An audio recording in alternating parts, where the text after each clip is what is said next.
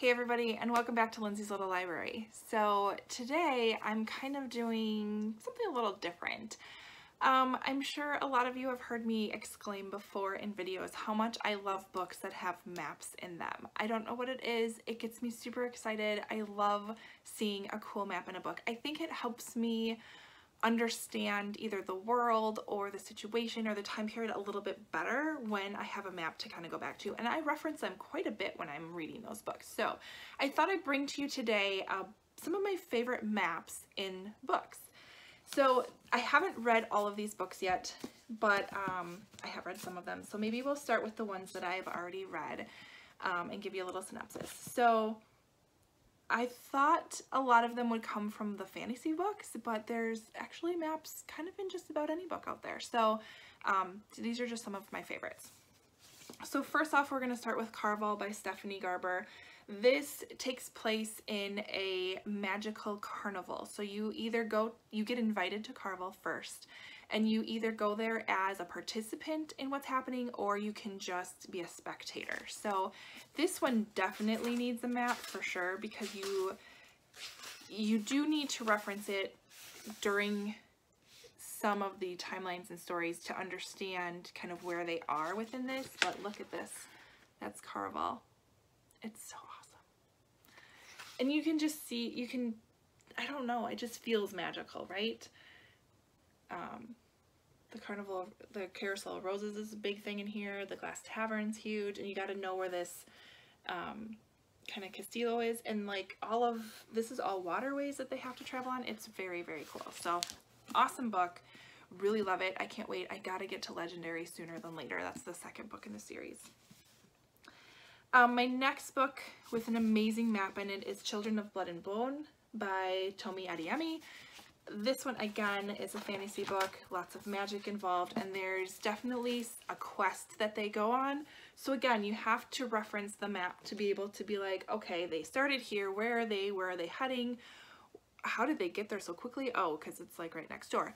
But another amazing map in this book. So pretty, so pretty. And especially with these fantasy books, when it's this whole different world that you're kind of being introduced to, I feel like I need that to be able to picture it and for this world to kind of come alive for me. So next one we're going to go with Air of Fire by Sarah J. Maas. This is the kind of Throne of Glass series. I just decided to grab this book because it's one of the hardcovers, so you can see the map a little bit better.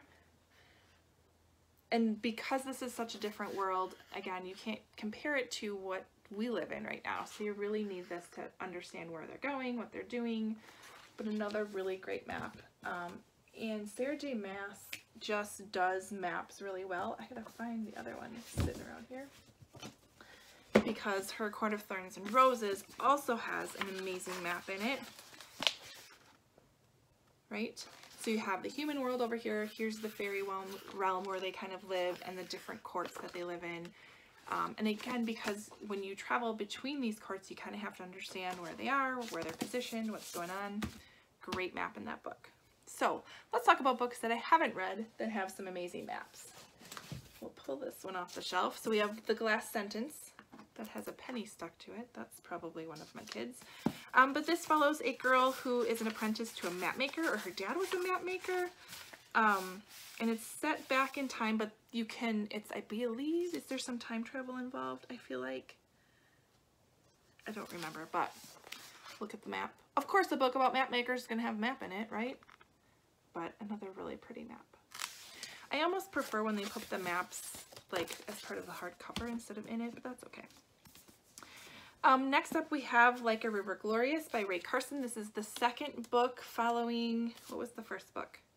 Walk on Earth, a Stranger. So this is YA historical fiction, a little bit of fantasy. So this follows, her name is Lee Westfall. She can sense gold. And of course it's during the gold rush, my friends. So what do we have? A map of California during the gold rush. Yep. It's awesome. So really pretty. I gotta get to this book. It's been a while, and I really, really liked the first one. Really liked the first one. And it left on quite the cliffhanger too. What the heck is wrong with me? The last one I have, I think I picked this up when I was in New York for BookCon, it feels like. But it's These Shallow Graves by Jennifer Donnelly. This follows, this is historical fiction. I don't know what year, it doesn't say, but I know it's set, I don't know. But anyways, she's about to graduate from finishing school, kind of being prepared to marry some sort of rich bachelor, but she doesn't want that. It's not her game.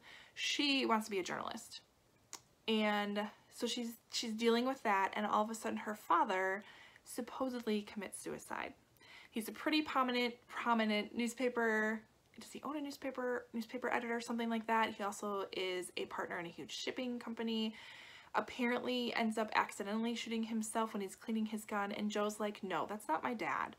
My dad is smart enough not to clean a loaded gun. There is something really fishy going on here, so she partners up with one of the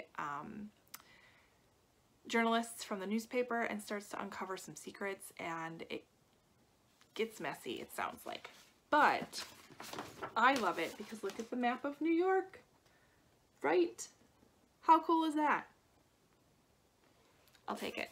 And again, I like it when they're printed in the front. It kind of gets annoying when you're going through, and actually I'll end up tabbing it when I have to page through and try to find the map.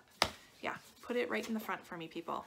So whoever's watching that can make that happen, go for it.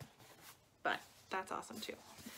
So those are some of my favorite maps and books. I am a sucker for a map in a book. I probably would buy it not even knowing what the book is about because it has a beautiful map in it. So sorry, not sorry, I guess.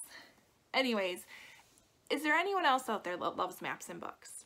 Please let me know I'm not by myself. Leave a comment below. Otherwise, like and subscribe, and I'll see you next time. Bye.